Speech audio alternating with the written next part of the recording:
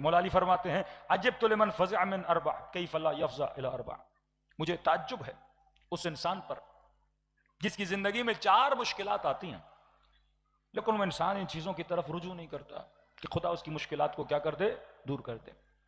یہاں ہر نامی گرامی اذکار دینے والوں سے ذکر نہیں لیا کرو، ذکر کس سے لو؟ معصوم علیہ السلام سے لو۔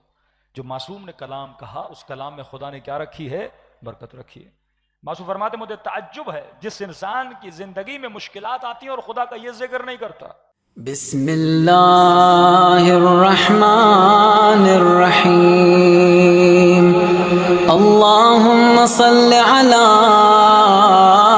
محمد وآل محمد۔ تو اسلام کے سب سے بڑے دشمن 3 تھے جو قرآن سے بھی ثابت ہیں۔ پہلا اسلام اور مسلمانوں کا دشمن بت پرست تھے، اس کی دلیل جنگ احد ہے، جنگ بدر ہے۔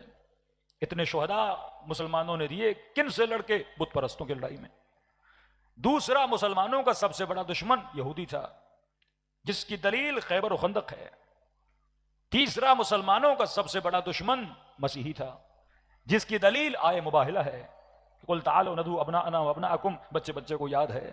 تو اسلام کے کتنے بڑے دشمن تھے؟ 3 دشمن تھے۔ اور مقام تعجب یہ ہے کہ جو کیفیت مسلمان کی کل تھی وہی کیفیت مسلمان کی آج ہے۔ کل بھی ان کے 3 دشمن تھے، آج بھی ان کے 3 دشمن ہیں۔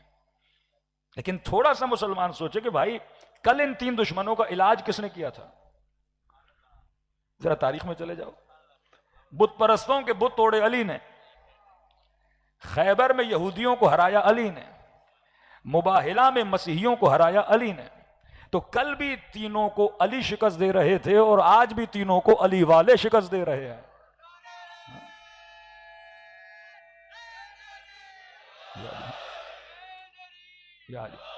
کیونکہ رسول خدا علاج بتا کر گئے، انی تارکم فیکم الثقلین کتاب اللہ وعطرتی اہل بیتی۔ اے مسلمان، اگر کامیابی چاہتے ہو صرف دنیا میں نہیں، حوض کوثر تک، تو کامیابی کا راز یہ ہے کہ میں 2 گراں قدر چیزیں چھوڑ کے جا رہا ہوں۔ ایک کتاب خدا چھوڑ کے جا رہا ہوں، دوسرا میں تمہارے درمیان اپنی اہل بیت کو چھوڑ کے جا رہا ہوں۔ پھر فرمایا مثل اہل بیتی کالسفینۃ نوح، میرے اہل بیت کی مثال کشتی نوح کی طرح ہے۔ اس تلاطم میں اگر بچنا چاہتے ہو تو اس کشتی کے مسافر بنو، اس کشتی کے سوار بنو۔ اور کشتی کون سی ہے؟ رسول نے فرمایا ان الحسین مصباح الہدی وسفینۃ النجات۔ تا آخری زمانے میں اگر کفر کے مقابلے میں کھڑے رہنا چاہتے ہو تو تو نے حسین کی فکر کو سمجھنا ہوگا، راہ حسین پہ چلنا ہوگا۔ یہ واحد طاقت ہے جو کافروں کو شکست دے سکتی ہے۔ تو امام حسین آپ کو کیا دیتے ہیں؟ انرجی دیتے ہیں۔ مولا حسین آپ کو طاقت دیتے ہیں، مولا حسین آپ کو حوصلہ دیتے ہیں۔ نسلوں کو قتل بھی کر دیا جائے لیکن کربلا شہادت کے ذریعے سے ہمیں کیا دیتی ہے؟ حوصلہ دیتی ہے۔ بڑے بڑے رہبر شہید ہو جاتے ہیں لیکن قوموں کے حوصلے پس نہیں ہوتے، کیونکہ حسین کی شہادت کے بعد جب حوصلے پس نہیں ہوئے تو ہماری جانیں کیا ہیں؟ شہادت ہماری ہم کر رہی ہے۔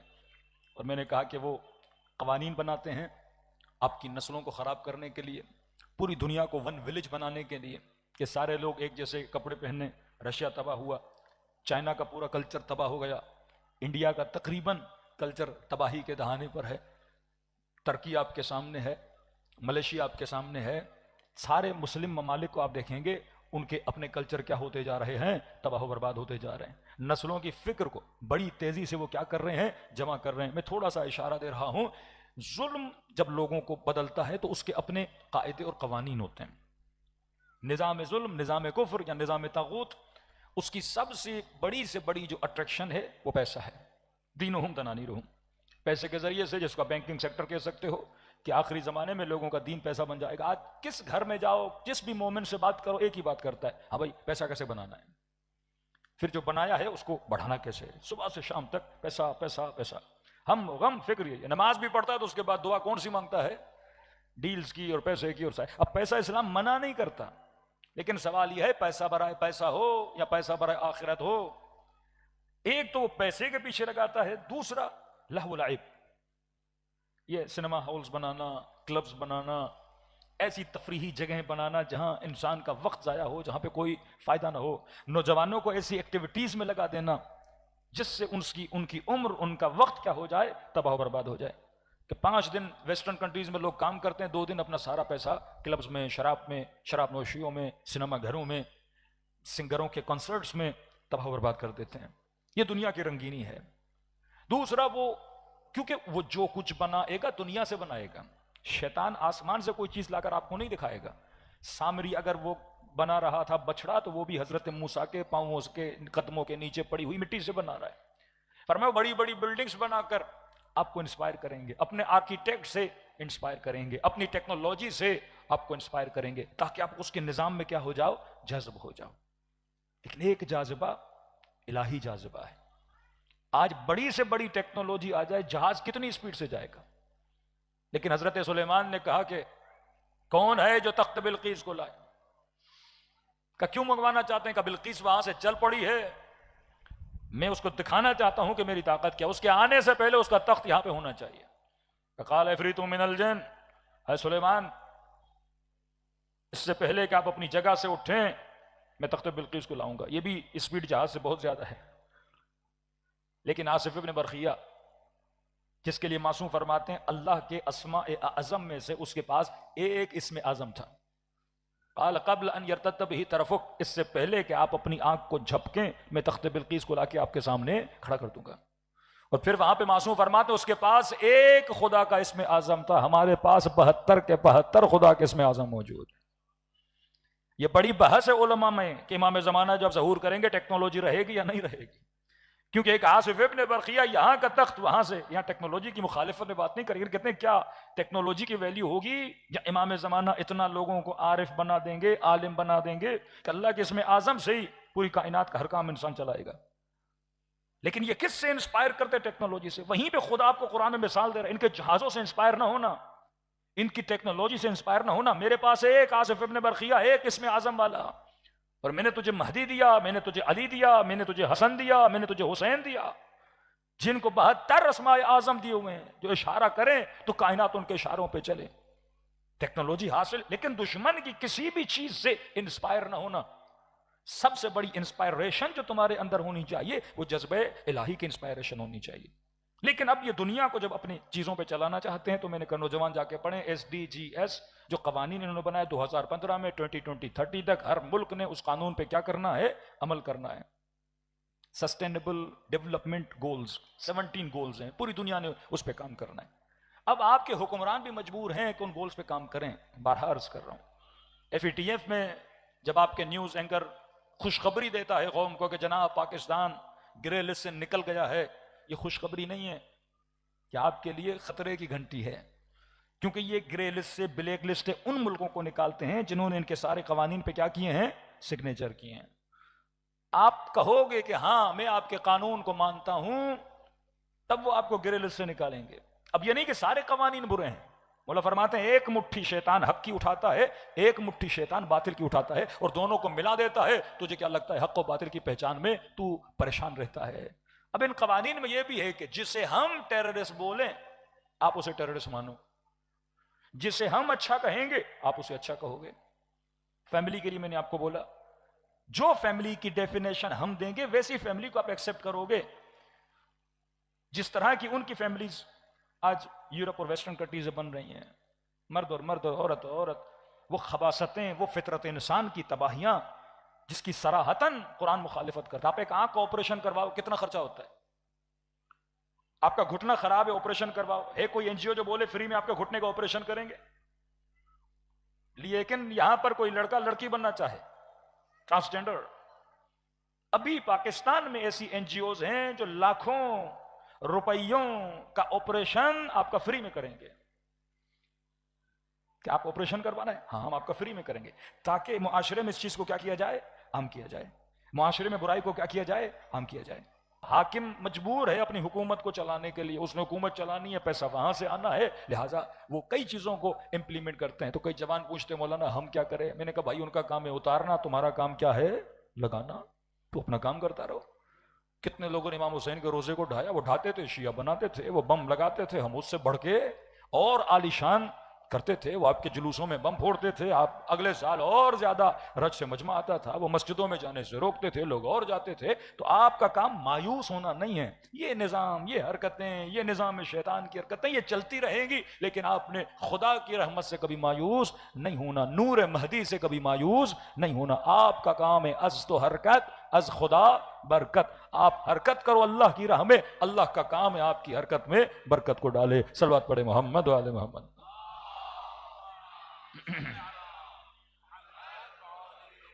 وَأَجِّلْ فَرَجَهُمْ، تو خدا کی رحمت سے، اللہ کے جذبے سے کبھی مایوس نہیں ہونا۔ فقیر بھی ہو مایوس نہ ہو۔ سب سے بڑی مصیبت آ جائے، کل کی مجلس میں کہا، خدا کے لیے کبھی بھی سوء ظن نہیں کیا کرو، ہمیشہ خدا کے لیے اچھا سوچا کرو۔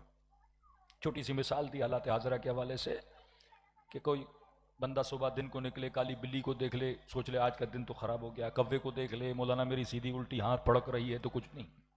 من یتوکل علی اللہ فہو حسبہ، نہ دن نحس ہوتا ہے، نہ اوقات برے ہوتے ہیں، یہ انسان کا اپنا عمل ہے جو انسان کی زندگی میں اسے نظر آتا ہے۔ عجیب روایت معصوم کی، فرمایا ہمارا شیعہ اگر ایک دن کے لیے بیمار بھی ہوتا ہے، خدا اس کے ایک مہینے کے گناہوں کو کیا کرتا ہے؟ معاف کر دیتا ہے۔ تو بیماری کو بھی نعمت سمجھا کرو، بلا بھی خدا کی آتی ہے، سوچا کرو میرے کچھ گناہ ہوں گے، اللہ کیا کر رہا ہے؟ خدا کے لیے زندگی میں کبھی خدا کے لیے برا نہ سوچا کرو۔ جتنا اچھا سوچو گے خدا اتنی نعمتیں آپ کی زندگی میں کیا کرے گا؟ نازل کرے گا۔ بھروسہ صرف اور صرف کس کی ذات پر ہو؟ اللہ کی ذات پہ۔ اس کے لیے سب سے بڑی دلیل یہ ہے کہ یزید خدا کو برا دیکھ رہا تھا، سیدہ زینب خدا کو اچھا دیکھ رہی تھیں۔ وہ کہہ رہا تھا کہ زینب الیاذ باللہ خدا نے تیرے بچوں کو مارا، اور بی بی زینب فرماتی ما رأیت الا جمیلا، زینب نے حسن کے علاوہ کچھ بھی نہیں دیکھا۔ زندگی میں بڑی سی بڑی مصیبت بھی آئے، پوزیٹیو سوچا کرو، کبھی بھی خدا کے لیے۔ دعائے کمیل کی میں نے مثالیں کل آپ کو دی، مہا کذا ظن بک، اے خدا میں ایسا سوچ ہی نہیں سکتا کہ جو بندہ تجھے کہہ رہا ہے یا غیاث المستغیثین، یا رب کہہ رہا ہے، تو اس بندے کو جہنم میں ڈال دے۔ پھر دعائے ابو حمزہ سمالی کے کتنے پیارے جملے کہ خدا اگر تو نے مجھے جہنم میں ڈال دیا تو میرے جہنم میں جانے سے کون خوش ہوگا؟ کہ خدا تیرا دشمن، مولا فرماتا ہے خدا تیرا دشمن شیطان خوش ہوگا، اور تو یہ بتا اگر تو نے مجھے جنت میں ڈالا تو کون خوش ہوگا؟ اے خدا تیرا نبی محمد مصطفیٰ خوش ہوگا۔ تو اے خدا تو کسے خوش کرنا چاہتا ہے، شیطان کو یا تو اپنے نبی کو خوش کرنا چاہتا ہے؟ ایسی ایسی حدیثیں ہیں کہ یوم قیامت جب خدا کسی کے لیے حکم دے گا ایسے جہنم کی آگ میں پھینکو، کہتے وہ بندہ بڑا مایوس نگاہوں سے پروردگار عالم کو دیکھے گا، کہتے خدا اس کی نگاہوں کو دیکھے گا، ایسے کیوں دیکھ رہے ہو؟ کہ خدایا اب بھی میں تیری رحمت سے مایوس نہیں ہوا۔ اللہ کہے گا اس بندے کو کہاں لے جاؤ؟ جنت کی طرف روانہ کر دو۔ خدا کی رحمت کا دائرہ اتنا وسیع ہے، دنیا ہے، مصیبتیں پریشانیاں آتی ہیں جاتی ہیں، کہ یہ ظالم اپنا مال اپنی دولت دکھا کے تجھے انسپائر کرنا چاہتے ہیں۔ پھر خدا قرآن میں کہتا ہے قوم عاد کو دیکھو، قوم سمود کو دیکھو، اتنے بڑے بڑے ستون بنائے، 50-50 میٹر کے ستون، 4-4 میٹر ان کی چوڑائی، کہ انسان پریشان ہوتے تھے۔ خدا کہتا ہے کہاں ہے قوم عاد، کہاں ہے قوم سمود؟ یہ بڑی بڑی ٹیکنالوجیاں، یہ بڑے بڑی رنگینیاں دکھانے والے، اللہ کہتا ہے سب ختم ہو جاتے ہیں۔ آج کہاں ہے صدام، آج کہاں ہے حسین کامل، آج کہاں ہے صدام کا بیٹا؟ سب ختم ہو گئے۔ لیکن آج کربلا جاؤ، جہاں جہاں دیکھتے ہو حسین کا نام نظر آتا ہے۔ عراق عراقیوں کا تھا، 32 سال صدام عراق میں رہا۔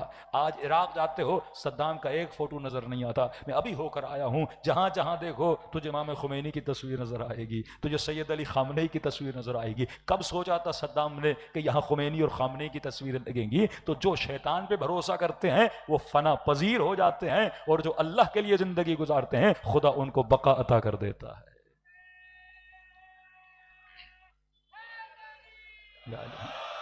کہاں گئے سارے لوگ عزاداریوں پہ پابندیاں لگانے والے، ضیاء الحق جیسے لوگ؟ آج کس کا نام ہے؟ آج جلوس بھی برپا ہے، مجلس بھی برپا ہے، نام حسین بھی برپا ہے۔ شہادت تو نصیب والوں کو خدا نصیب کرتا ہے، شہید اپنا کام کر کے چلا جاتا ہے۔ یہ آپ کا کام ہے جو اللہ نے ابھی دنیاوی زندگی دی ہے، اس بیڑے حسین کو، اس کشتی حسین کے سوار بنو اور آگے بڑھاؤ۔ فرمایا کبھی بھی اہل جذبہ بننا چاہتے ہو، خدا کی رحمت سے مایوس نہیں ہونا۔ ایک جملہ امام حسین کا آپ نہیں دیکھ سکتے کہ کربلا مولا کے اندر مایوسی نظر آئی ہو، ہمیشہ امید بر پروردگار عالم، مشکل سے مشکل لمحات میں امید بر پروردگار عالم۔ من یتق اللہ یجعل له مخرجا ویرزقہ من حیث لا یحتسب، اللہ کی تقوی اختیار کرتا ہے، خدا وہاں سے راستہ بناتا ہے جہاں سے اس نے کبھی سوچا نہیں ہوگا۔ 4 جملے معصوم کے آج سن لیجئے۔ معصوم فرماتے ہیں جس کے پاس قرآن اور اہل بیت ہو اس انسان کی زندگی میں کبھی مایوسی کا نام و نشان بھی نہیں ہونا چاہیے۔ اللہ نے راستے رکھے ہیں، مشکلات آتی ہیں، ہمیشہ عقیدہ راسخ رکھو، لا مؤثر فی الوجود الا اللہ، اللہ کے علاوہ کوئی مؤثر فی الذات نہیں ہے، مؤثر فی الوجود نہیں ہے۔ بھروسہ خدا کی ذات پر، پھر دیکھو خدا آپ کی زندگی میں کتنی برکتوں کو نازل کرتے ہیں۔ مولا علی فرماتے ہیں عجبت لمن فزع من اربع کیف لا یفزع الی اربع، مجھے تعجب ہے اس انسان پر جس کی زندگی میں 4 مشکلات آتی ہیں، لیکن وہ انسان ان چیزوں کی طرف رجوع نہیں کرتا کہ خدا اس کی مشکلات کو کیا کر دے، دور کر دے۔ یہاں ہر نامی گرامی اذکار دینے والوں سے ذکر نہیں لیا کرو، ذکر کس سے لو؟ معصوم علیہ السلام سے لو۔ جو معصوم نے کلام کہا اس کلام میں خدا نے کیا رکھی ہے؟ برکت رکھی ہے۔ معصوم فرماتے مجھے تعجب ہے جس انسان کی زندگی میں مشکلات آتی ہیں اور خدا کا یہ ذکر نہیں کرتا۔ ذکر قرآنی ہے کہ جب بھی زندگی میں مشکلات آئے تو یہ ذکر کیا کرو، حسبنا اللہ نعم الوکیل نعم المولا و نعم النصیر، کہ میرا وکیل کون ہے؟ پروردگار عالم ہے، میں نے بھروسہ کس پر کیا ہے؟ اللہ کی ذات پر کیا ہے۔ کہیں پر بھی پھنسو اللہ کا ذکر کرو۔ معصوم فرماتے کیوں؟ فرماتے فإنی سمعت اللہ جلالہ یقول بعقبها فانقلب بنعمت من اللہ وبفضل، کہ میں نے سنا اس آیت کے بعد خدا نے یہ کہا جو بندہ یہ عقیدہ رکھتا ہے کہ حسبنا اللہ نعم الوکیل نعم المولا و نعم النصیر، خدا اس کی زندگی میں نعمتوں کے انبار کو نازل کر دیتا ہے، خدا اس کی زندگی میں فضل کو نازل کرتا ہے۔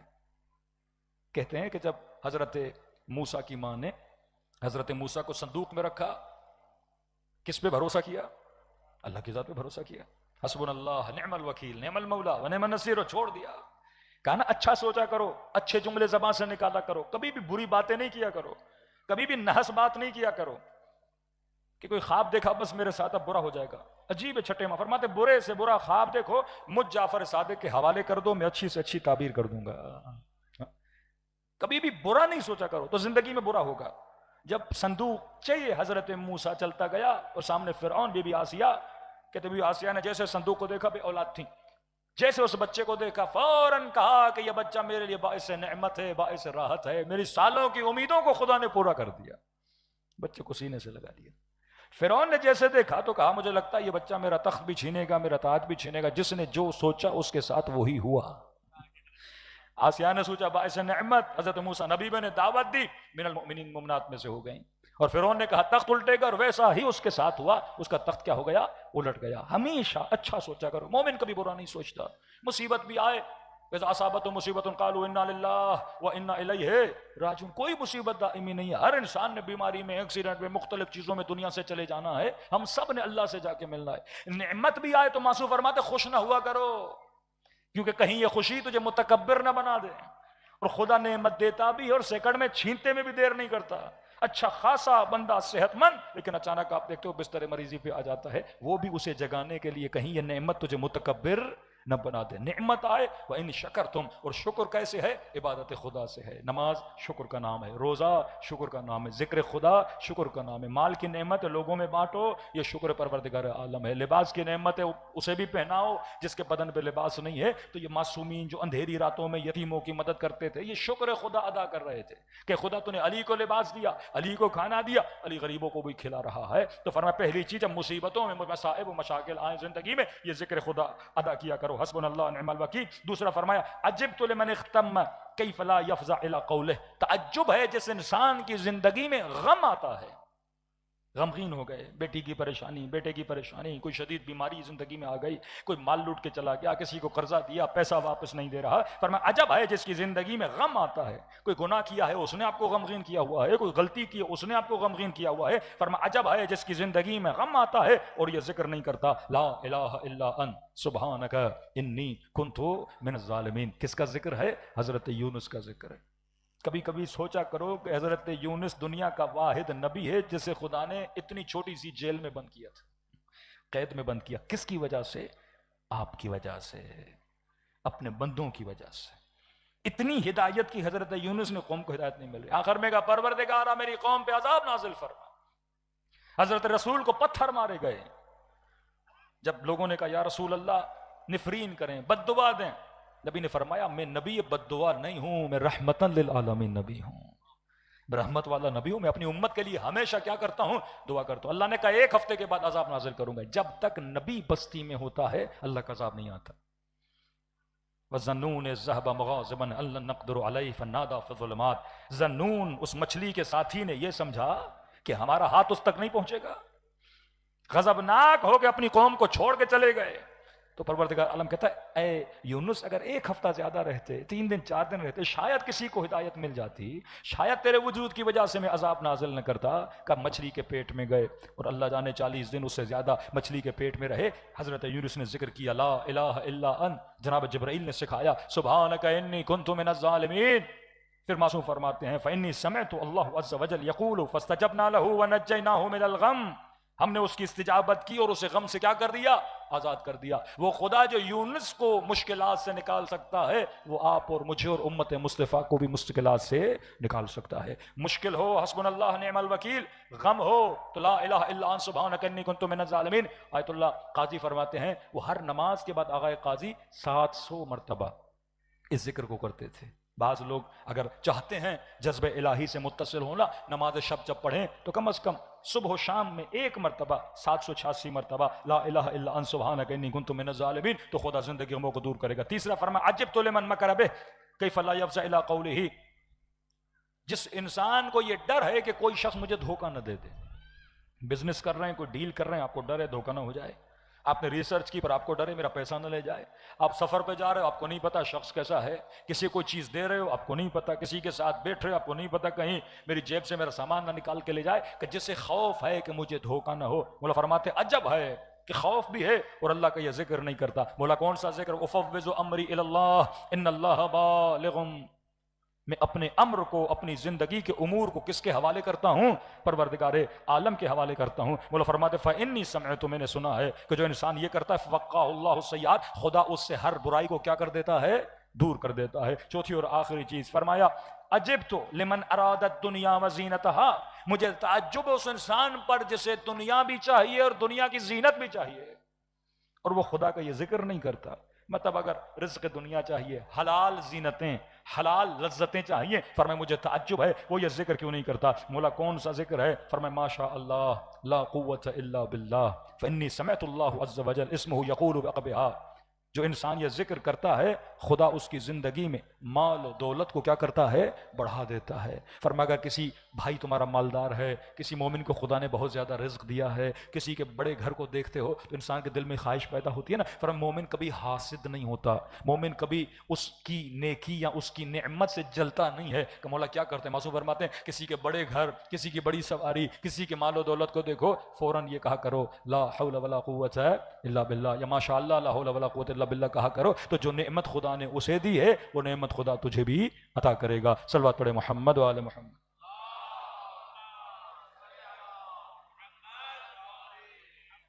تو یہ دین اسلام ہے جو برکتوں کا دین ہے۔ آج ہم پیچھے کیوں ہیں؟ کیونکہ ہم شیطانی وسوسوں میں گرفتار ہیں۔ جتنا اعتماد امام حسین کو خدا پر تھا، اگر وہ اعتماد ہم پروردگار عالم پہ پیدا کریں، ہمیشہ دیکھا کریں اپنے علماء کو، صاحبان نہضتوں کو، کس قدر ان کے وجود میں طمأنینہ ہوتا تھا۔ تھوڑا زندگی میں وقت ملے تو جو کتابیں شہید عارف حسینی سے منسلک ہیں ان کو پڑھا کریں، کس قدر دل اطمینان میں تھا۔ وہ شہداء شہید قاسم سلیمانی کی شخصیت ایک ابر شخصیت ہے، آپ اسے پڑھا کریں، کس قدر جنگ کے میدانوں میں بھی ان کا وجود کیا ہوتا تھا؟ مطمئن ہوتا تھا، کبھی بھی دشمنوں کے حملوں سے، کیونکہ اتقا کیے ہوئے تھے کس کی ذات پر؟ پروردگار عالم کی ذات پہ۔ نہج البلاغہ میں امیر المومنین کے جملے مولا فرماتے ہیں اگر یہ سارے لوگ جو آج علی کے ساتھ ہیں علی کا ساتھ چھوڑ دیں تو فرمایا پھر بھی علی کی ذات پہ ذرہ برابر فرق پڑنے والا نہیں ہے، کیونکہ علی ان پہ بھروسہ نہیں کرتا، علی وجود پروردگار عالم پہ بھروسہ کرتا ہے۔ اور یہی کیفیت آپ دیکھیں امام خمینی کی۔ امام خمینی کے دفتر جو چلاتے تھے آغا رسولی تھے، کہتے ہیں کہ جب امام خمینی اپنی بالکنی میں آ رہے تھے اور آگے مجمع اور نعرہ لگا رہا تھا روح منی خمینی بت شکنی خمینی، اور یہ نہیں کہ صرف کہتے تھے، واقعاً اپنے بچوں کو آغا خمینی کے کہنے پر میدان کارزار میں بھیجتے بھی تھے۔ یعنی اگر کہتے تھے کہ جانم فدائے رہبر، تو اپنی جان واقعاً ہتھیلی پہ رکھ کے آتے تھے، یہ نہیں کہ جھوٹ بولتے تھے۔ اگر رسول ہی کہتے، امام خمینی نے کہا کہ یہ جتنے لوگ میرے حمایت میں نعرے لگا رہے ہیں، اگر یہ سارے الٹ نعرے لگائیں، مطلب میرے خلاف نعرے لگائیں، پھر بھی میری ذات پہ کوئی فرق پڑنے والا نہیں ہے، کیونکہ میں غلام علی بن ابی طالب ہوں۔ یہ مشرب امیر المومنین ہے، ہم کوئی قیاس نہیں کر رہے۔ فرمایا لا یقاس احد بآل محمد، کسی کو بھی آل محمد سے آپ نہیں ملا سکتے، الا انبیاء اولی العزم کو بھی آل محمد سے نہیں ملا سکتے، ما سوائے رسول خدا۔ لیکن آل محمد سے سیکھ سکتے ہو کہ جو انہوں نے ہمیں سکھایا، ہماری زندگیاں بھی ویسی بنے۔ بی بی زینب صابر تھی تو ہماری ماؤں بہنوں میں کتنا صبر ہے۔ علی اکبر بہادر تھے تو ہمارے جوان کتنے بہادر ہیں۔ کتنی مصیبتوں میں آل رسول نے کتنا صبر کیا، وہ آپ نے سیکھنا ہے۔ کربلا کا ایک کردار جس کا نام ہر ہے، خطا بڑی تھی لیکن کتنی خوبصورتی سے ہر نے توبہ کی۔